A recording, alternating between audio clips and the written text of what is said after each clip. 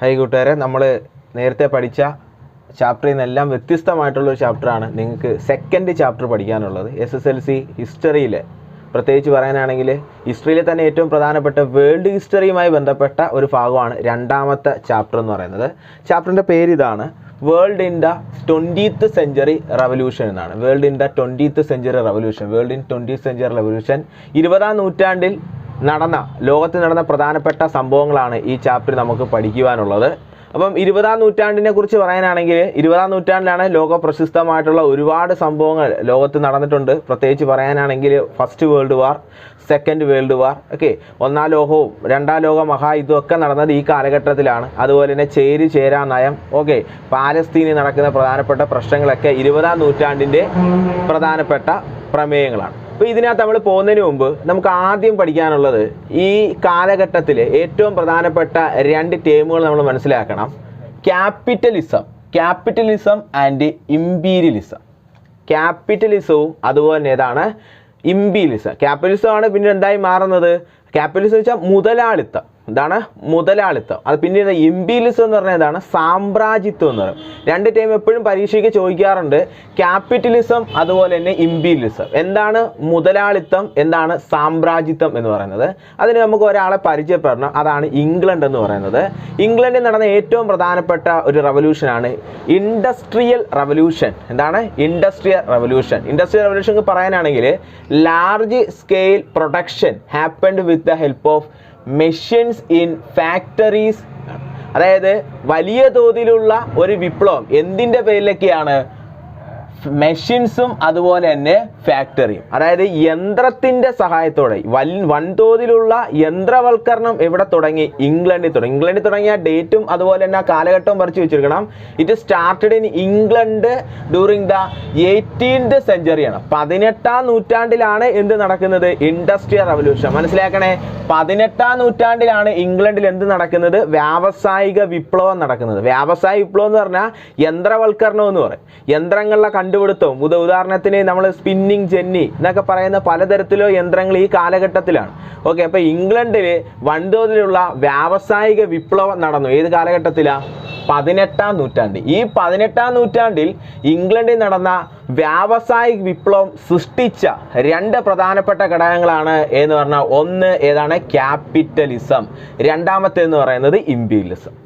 അപ്പോൾ ഇംഗ്ലണ്ടിൽ നടന്ന വ്യാവസായിക വിപ്ലവം എങ്ങനെയാണ് മുതലാളിത്തത്തെ സൃഷ്ടിച്ചത് എന്ന് പറഞ്ഞാൽ, അതായത് ഇംഗ്ലണ്ടിലെ വ്യാവസായിക പുരോഗതിക്ക് വൻതോതിലുള്ള റോ മെറ്റീരിയൽസ്, പ്രത്യേകിച്ച് അസംസ്കൃത വസ്തുക്കൾ വേണമായിരുന്നു. അപ്പോൾ ഇവർ പല രാജ്യങ്ങളെയും ഒരു കോളനിയാക്കി എടുത്തു. ആ കോളനിയാക്കുന്നതിന് വേണ്ടി അവർ സ്വീകരിച്ച നയമാണ് ക്യാപിറ്റലിസ്റ്റ് പോളിസി. ആ കോളനി ആക്കുന്നതിലൂടെ ആ നാട്ടുരാജ്യം അല്ലെങ്കിൽ ആ പ്രദേശം അവരുടെ ഭാഗമാവുന്ന ആ ഒരു ഭരണരീതി അറിയപ്പെടുന്ന പേരാണ് ഇമ്പീരിയലിസം അല്ലെങ്കിൽ സാമ്രാജ്യത്വം എന്ന് പറയുന്നത്. എന്താണ് ക്യാപിറ്റലിസം എന്ന് പറഞ്ഞാൽ?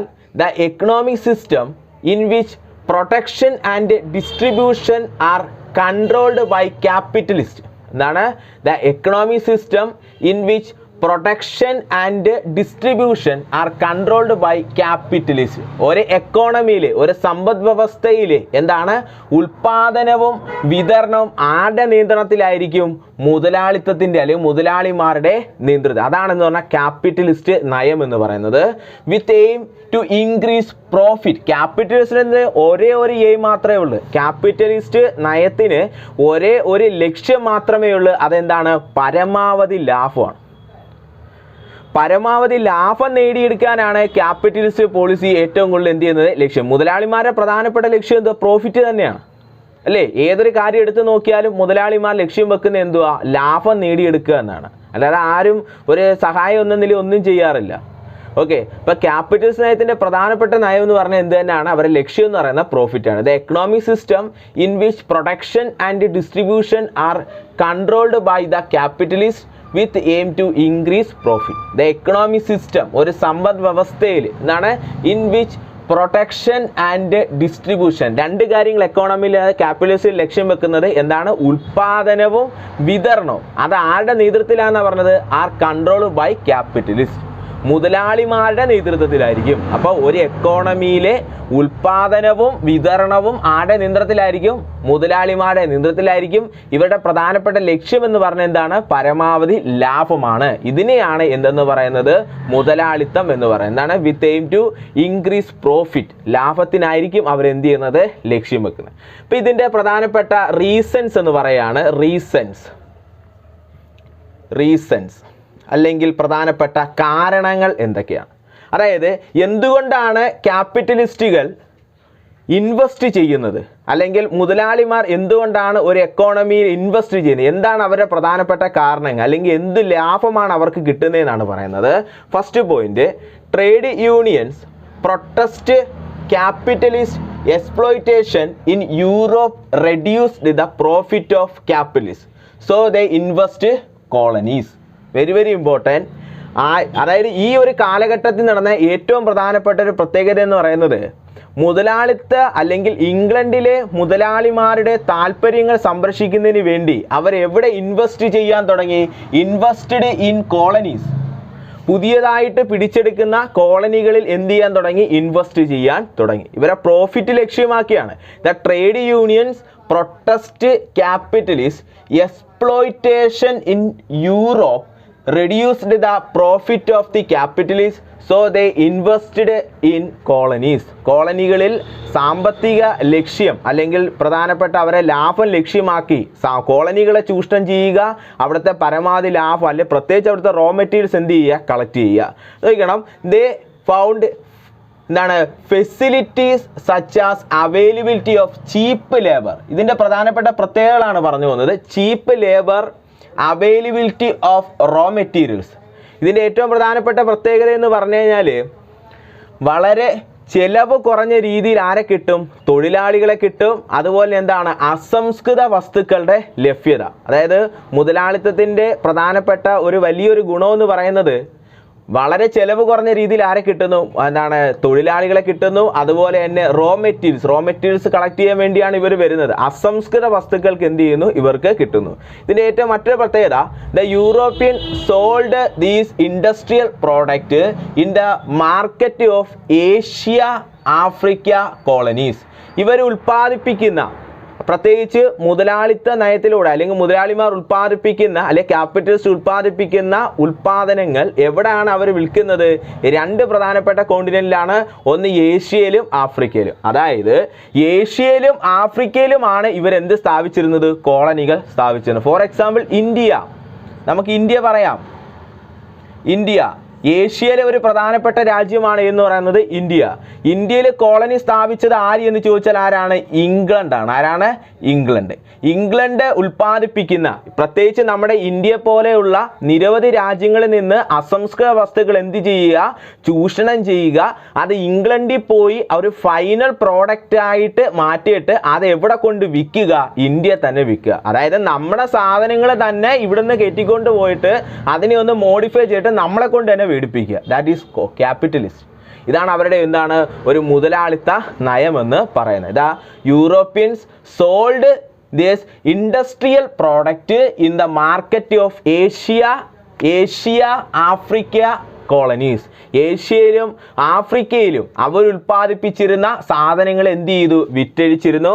പ്രധാനപ്പെട്ട പ്രത്യേകം പറയുകയാണെങ്കിൽ എക്കണോമിക്കലി എക്സ്പ്ലോയിറ്റഡ്, സാമ്പത്തികപരമായ ഒരു ചൂഷണമാണ് ഇതുകൊണ്ട് അർത്ഥമാക്കുന്നത്.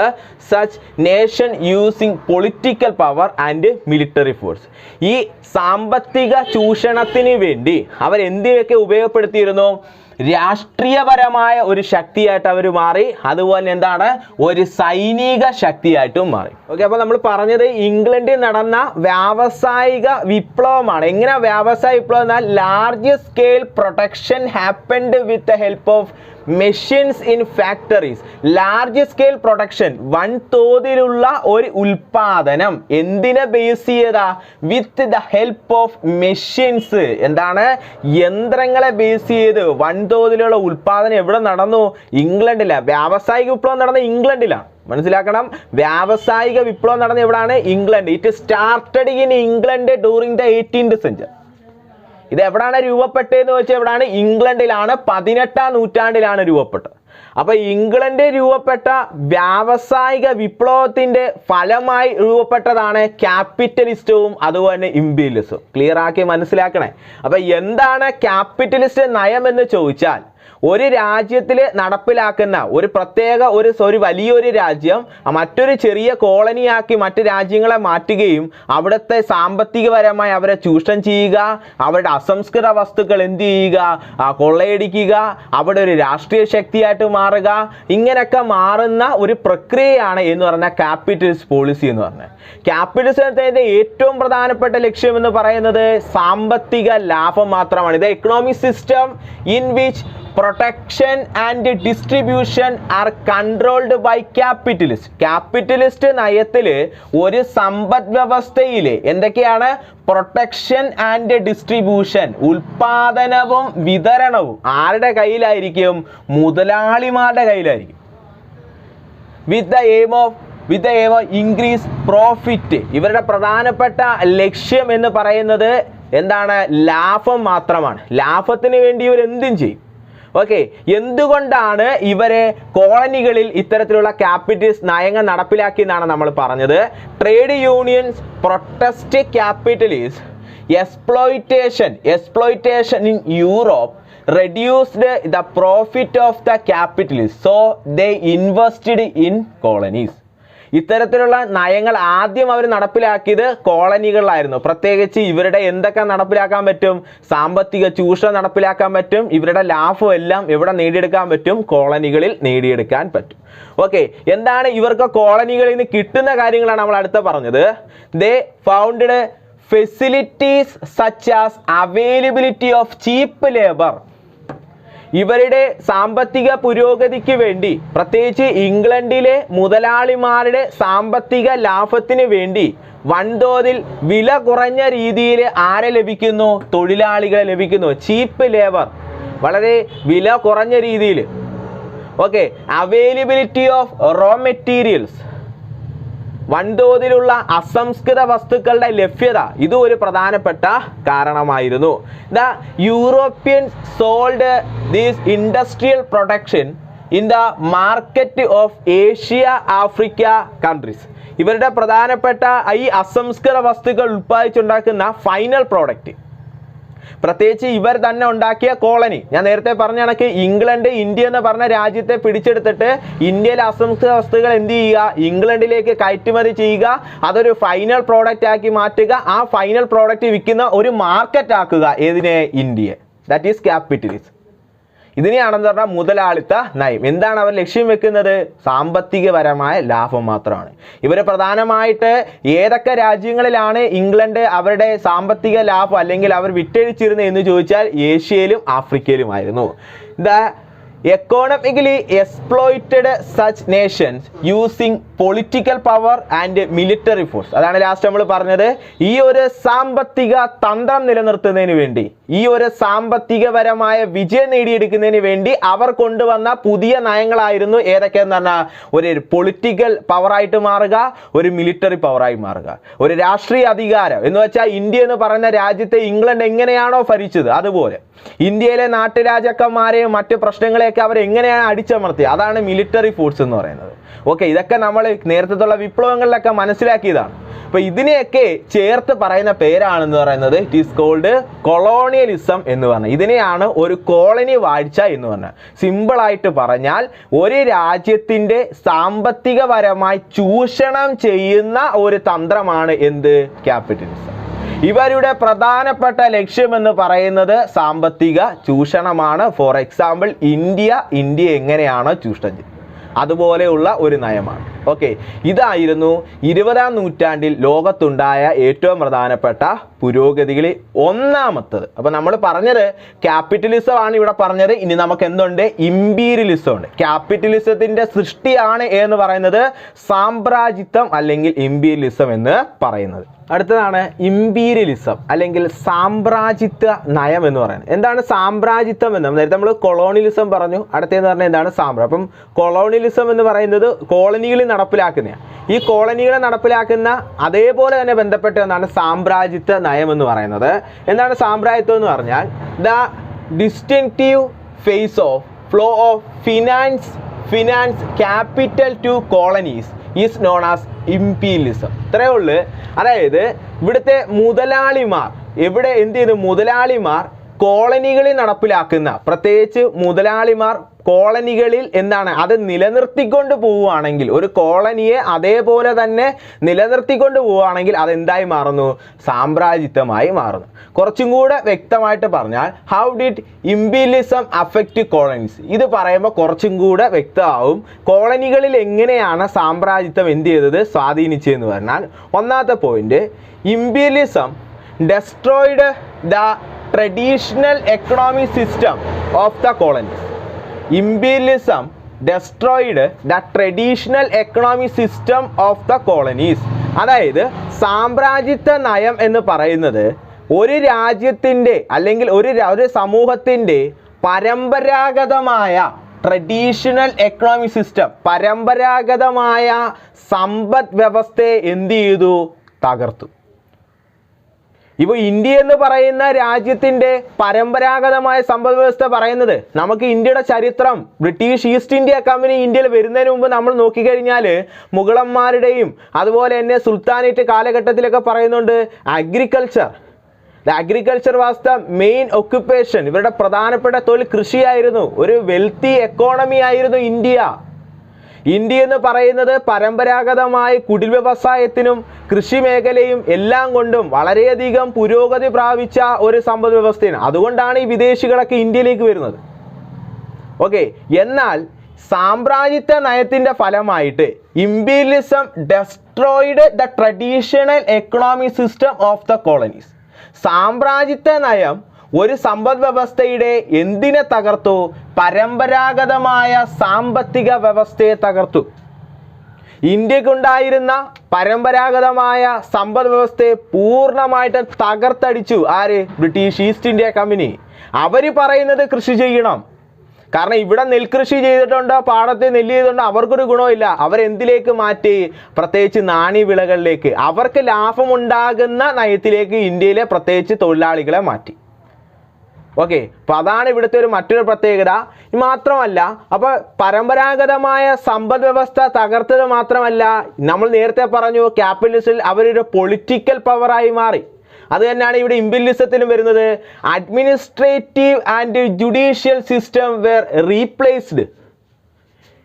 കൊളോണിയൽ ഫലമായിട്ട് രൂപപ്പെടുന്ന ഇതിന് മറ്റൊരു പ്രത്യേകത എന്ന് പറയുന്നത് അവിടുത്തെ അഡ്മിനിസ്ട്രേറ്റീവ് എന്താണ്? ഭരണ സംവിധാനം, ജുഡീഷ്യൽ സിസ്റ്റം, നീതിന്യായ വിഭാഗം. അപ്പം ഭരണ സംവിധാനവും അതുപോലെ തന്നെ നീതിന്യായ സംവിധാനവും എന്ത് ചെയ്തു? മാറ്റപ്പെട്ടു. ഇന്ത്യയിലെ പരമ്പരാഗതമായ ഭരണ സംവിധാനം, നീതിന്യായ സംവിധാനം എന്ന് പറഞ്ഞാൽ എങ്ങനെ? രാജഭരണമാണ്. ഈ രാജഭരണത്തേക്ക് രാജാക്കന്മാരെയൊക്കെ പരാജയപ്പെടുത്തിയിട്ട് ഇന്ത്യയിലെ ബ്രിട്ടീഷ് ഈസ്റ്റ് ഇന്ത്യ കമ്പനി വരുന്നു. അപ്പം അങ്ങനെയൊക്കെ ഉള്ള ഒരു മാറ്റം. അപ്പോൾ ഈ എക്സാമ്പിളിന് വേണ്ടിയാണ് നമ്മൾ ഇന്ത്യയെക്കുറിച്ച് പറയുന്നത്. കാരണം ഏറ്റവും ബെസ്റ്റ് എക്സാമ്പിൾ ഇംഗ്ലണ്ട്, ഇന്ത്യ നടപ്പിലാക്കിയിട്ടുള്ള നയങ്ങളാണ്. ഓക്കെ, അപ്പം ഭരണ സംവിധാനത്തിൽ മാറ്റം വരുന്നു, അതുപോലെ തന്നെ നീതിന്യായ വിഭാഗത്തിൽ മാറ്റം വരുന്നു. ഇതെല്ലാം ഈ കാലഘട്ടത്തിൻ്റെ പ്രധാനപ്പെട്ട മാറ്റങ്ങളാണ്. അപ്പോൾ ഭരണ സംവിധാനത്തിൽ മാറ്റം വരുന്നതെന്ന് വെച്ചാൽ എന്താണ്? ഒരു നാട്ടുരാജാവിനെ പരാജയപ്പെടുത്തുന്നു. ഇപ്പോൾ ഉദാഹരണത്തിന് നമ്മുടെ കേരളത്തെക്കുറിച്ച് പറയാനാണെങ്കിൽ പഴശ്ശിരാജ അല്ലേ, കേരളത്തിലെ ഒരു പ്രധാനപ്പെട്ട കോട്ടയം രാജവംശത്തിലെ ഒരു രാജാവാണ് കേരളവർമ്മ പഴശ്ശിരാജ. നമുക്ക് പഠിക്കാനുണ്ട് കേരള ചരിത്രത്തിൽ. ജസ്റ്റ് ഒരു ഉദാഹരണത്തിന് വേണ്ടി പറഞ്ഞിരിക്കുകയാണ്. അപ്പോൾ പഴശ്ശിരാജ എന്ന് പറയുന്ന രാജാവിനെ പൂർണ്ണമായിട്ടും പരാജയപ്പെടുത്തുന്നുണ്ട്. 1793 ഒന്നാം പഴശ്ശി കലാപം, 1800 1805 രണ്ടാം പഴശ്ശി കലാപം, 1805 നവംബർ 30 മാവിലത്തോട് എന്ന് പറയുന്ന സ്ഥലത്ത് വെച്ച് പഴശ്ശിരാജാവിനെ, പ്രത്യേകിച്ച് പറയുന്ന ബ്രിട്ടീഷ് ഈസ്റ്റ് ഇന്ത്യ കമ്പനിയിലെ സബ് കളക്ടറായിരുന്ന തോമസ് ആർ ബാബർ എന്ന് പറയുന്ന വ്യക്തി വെടിവെച്ച് കൊല്ലുകയാണ്. അപ്പോൾ അവിടെ വെച്ച് പഴശ്ശി എന്ന് പറയുന്ന കഥ തീർന്നു. അപ്പോൾ മലബാർ ആരുടെ കയ്യിലായി? പിന്നീട് ബ്രിട്ടീഷുകാരുടെ കയ്യിലായി. ഓക്കെ, ഇത് കണക്ക് ബ്രിട്ടീഷുകാർക്കെതിരെ പോരാടിയിട്ടുള്ള പല നാട്ടുരാജാക്കന്മാരെയും ഇത്തരത്തിൽ അവർ എന്ത് ചെയ്തിട്ടുണ്ട്? പൂർണ്ണമായിട്ടും പരാജയപ്പെടുത്തി, അല്ലെങ്കിൽ അവരെ കൊല്ലുക തന്നെ ചെയ്യും. എന്നിട്ട് അവിടുത്തെ അഡ്മിനിസ്ട്രേഷൻ ആര് നേരിട്ടെടുക്കും? ബ്രിട്ടീഷ് ഈസ്റ്റ് ഇന്ത്യ കമ്പനി ഏറ്റെടുക്കും. അവരുടെ നയം, കമ്പനിയുടെ നിയമങ്ങൾ, കമ്പനിയുടെ നയങ്ങൾ, കമ്പനിക്ക് വ്യവസ്ഥിതമായി ജീവിച്ചോണം, അല്ലെങ്കിൽ ബ്രിട്ടീഷുകാരുടെ പണിഷ്മെന്റ് നമുക്ക് കിട്ടും. അപ്പൊ അവരുടെ ഒരു നയത്തിലേക്ക് മാറുക. ഇതെല്ലാം എന്താ? ഇമ്പീരിയലിസം ആണ്. ഒരു രാജ്യം മറ്റൊരു രാജ്യം നടപ്പിലാക്കുന്ന ഈ നയങ്ങളെയാണ് സാമ്രാജ്യത്വം എന്ന് പറയുന്നത്. The administrative and judicial system were replaced. Very very important. അപ്പം ഭരണ സംവിധാനവും നീതിന്യായ വിഭാഗവും എന്ത് ചെയ്തു? പൂർണ്ണമായിട്ടും മാറ്റപ്പെട്ടു. ഇതിൻ്റെ ഏറ്റവും വലിയ മറ്റൊരു കാരണം എന്ന് പറയുന്ന പോവർട്ടി തന്നെയാണ്.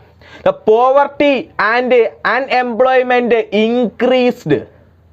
ഇന്ത്യയിലെ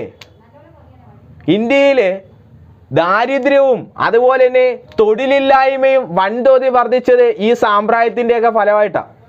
ഓക്കെ, അപ്പോൾ ഒരു സാമ്രാജ്യത്വ നയത്തിൻ്റെ ഫലമായി രൂപപ്പെടുന്ന ഒരു പ്രത്യേകതയാണ് ഒരു രാജ്യം മറ്റൊരു രാജ്യത്തിൽ ഒരു സാമ്രാജ്യത്വ നയം നടപ്പിലാക്കുകയാണെങ്കിൽ ആ രാജ്യത്തിൽ എന്തൊക്കെ രൂപപ്പെടുന്നു, എന്തൊക്കെ സൃഷ്ടിക്കപ്പെടുന്നു?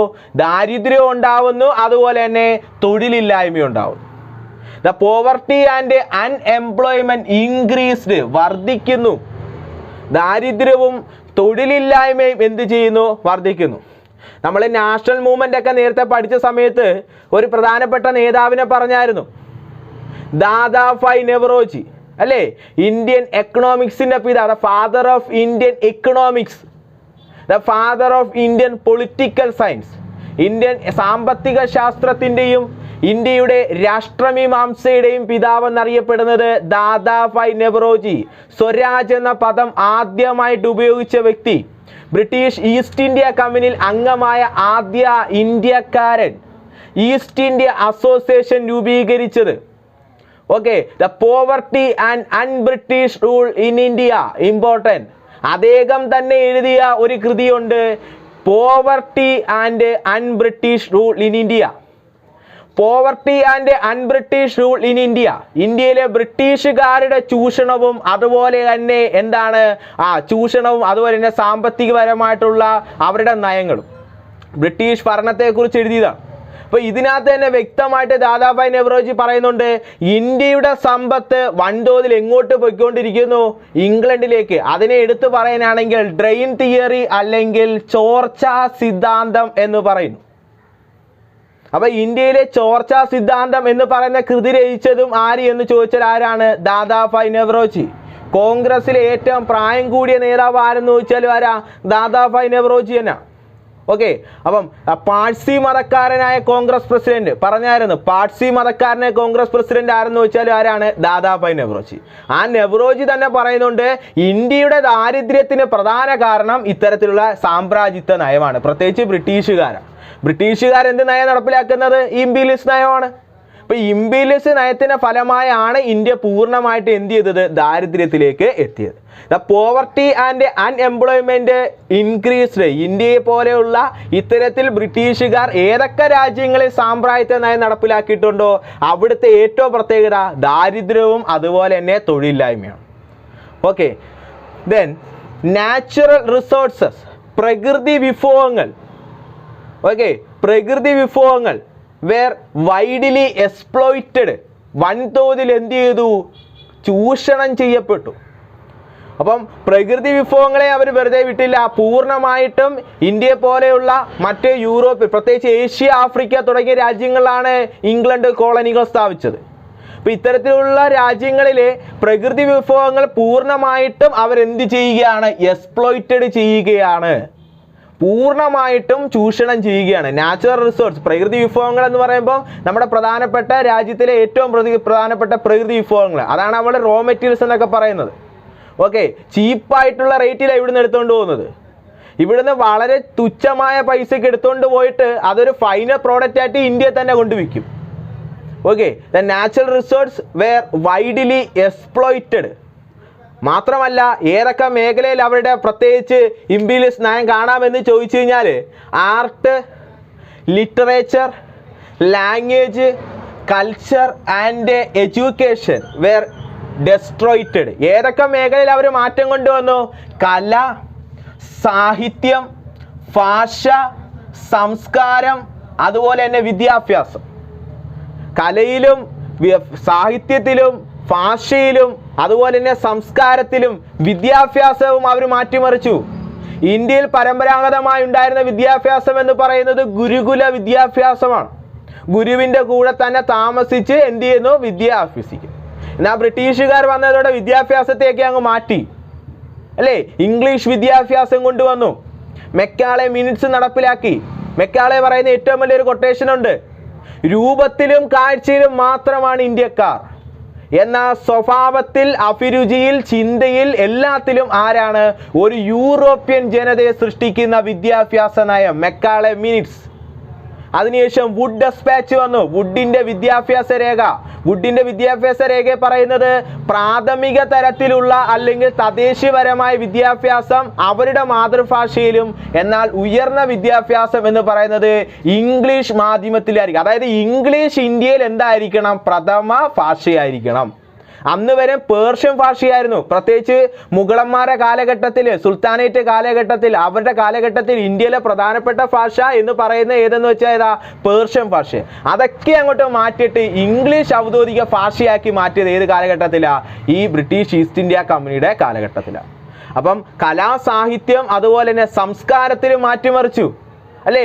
ഇന്ത്യയിലെ പുരോഗമനപരമായ ചിന്തയും എല്ലാം മാറ്റം കൊണ്ടായെങ്കിൽ ഇംഗ്ലീഷ് വിദ്യാഭ്യാസം തന്നെ വേണമെന്ന് പറഞ്ഞിട്ടുണ്ട് രാജാ റാം മോഹൻ റോയ്. ഇന്ത്യക്കൊരു പുരോഗതി വേണമെങ്കിൽ ഇംഗ്ലീഷ് വിദ്യാഭ്യാസം നമ്മൾ അഭ്യസിക്കണം. അപ്പം നമ്മുടെ സംസ്കാരത്തിലും എല്ലാത്തിലും അവർ എന്ത് ചെയ്തു? മാറ്റം കൊണ്ടു. ഓക്കെ, ഇപ്പോൾ ഇത്രയും കാര്യത്തിലെല്ലാം എന്ത് ചെയ്തു? മാറ്റിമറിച്ച ഒരു നയം തന്നെ ആയിരുന്നു എന്ന് പറയുന്നത് ഇംപീരിയലിസം. അപ്പോൾ എന്താണ് ഇംപീരിയലിസം എന്ന് പറഞ്ഞാൽ? ഒന്നും കൂടെ പറയാം.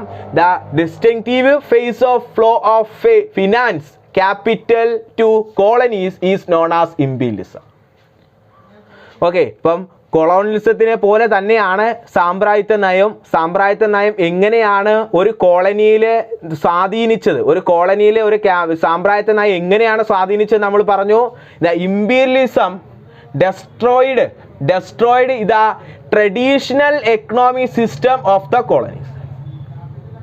ഓക്കെ, ഒരു പരമ്പരാഗതമായിട്ടുള്ള ഒരു രാജ്യത്തിൻ്റെ സമ്പദ്വ്യവസ്ഥ ഒന്ന് ആലോചിച്ച് നോക്കേ. നമ്മുടെ രാജ്യമൊക്കെ എത്രത്തോളം സാമ്പത്തികപരമായി പുരോഗതി പ്രാപിച്ച രാജ്യമായിരുന്നു ആര് വരുന്നതിന് മുമ്പ്? ബ്രിട്ടീഷുകാർ വരുന്നതിന് മുമ്പ്. അപ്പം നമ്മുടെ രാജ്യത്തിലുള്ള ഈ സാമ്പത്തികപരമായിട്ടുള്ള വിഭവങ്ങൾ പൂർണ്ണമായിട്ടും തകർത്തത് ഈസ്റ്റ് ഇന്ത്യ കമ്പനിയാണ്.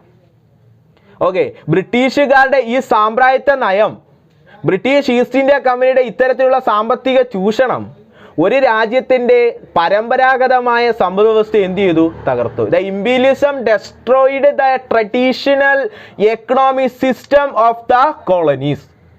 Then administrative and judicial system were replaced.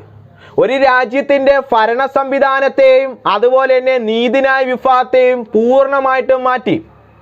ഭരണ സംവിധാനം ബ്രിട്ടീഷ് ഈസ്റ്റ് ഇന്ത്യ കമ്പനി നടപ്പിലാക്കുന്ന നിയമമായി.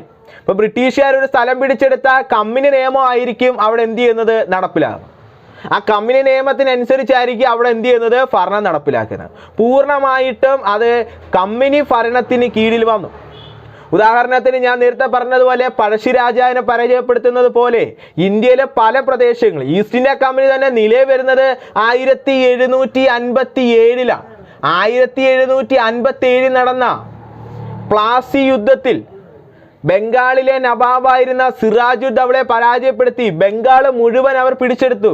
ബംഗാൾ പിടിച്ചെടുക്കാൻ ബ്രിട്ടീഷ് ഈസ്റ്റ് ഇന്ത്യ കമ്പനിയെ സഹായിച്ച ബംഗാളിലെ ആദ്യ ഗവർണർ റോബർട്ട് ക്ലൈവ്. ആരാ? റോബർട്ട്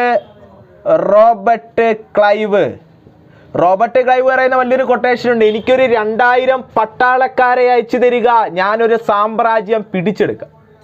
എനിക്കൊരു 2000 പട്ടാളക്കാരെ അയച്ചു തരിക, ഞാനൊരു സാമ്രാജ്യം പിടിച്ചെടുക്കാം എന്ന് വലിയ അഹങ്കാരത്തോടെ പറയുന്നുണ്ട്. ആരാ? Robert Clive.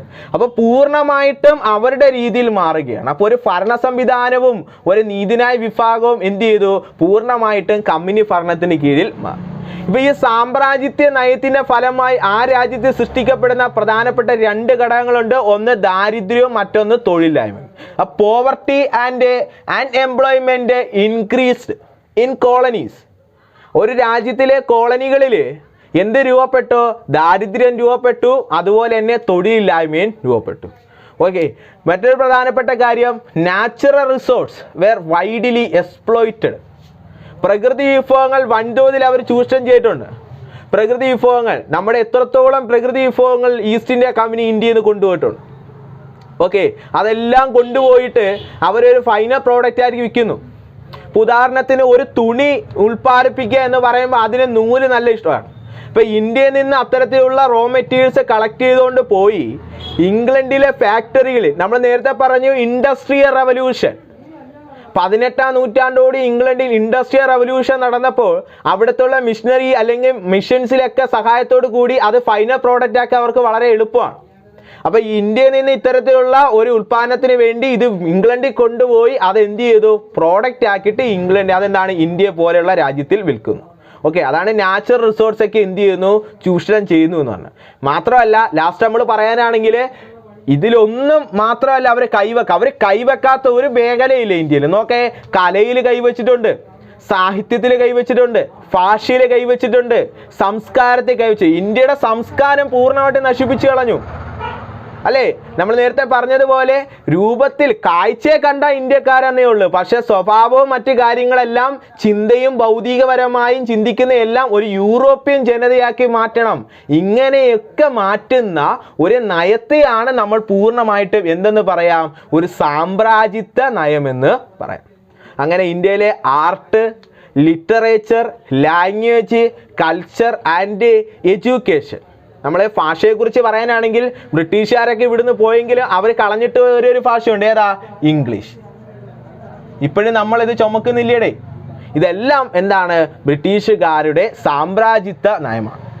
ഓക്കെ, അപ്പോൾ ഇതെല്ലാം ഇന്ത്യയെ പോലെ മറ്റു പല രാജ്യങ്ങളിൽ, ഇംഗ്ലണ്ട് പോലെയുള്ള രാജ്യങ്ങൾ എന്ത് ചെയ്തു, സാമ്രാജ്യത്വം എന്ന് പറയുന്ന നയത്തിലൂടെ നടപ്പിലാക്കി. ഓക്കെ.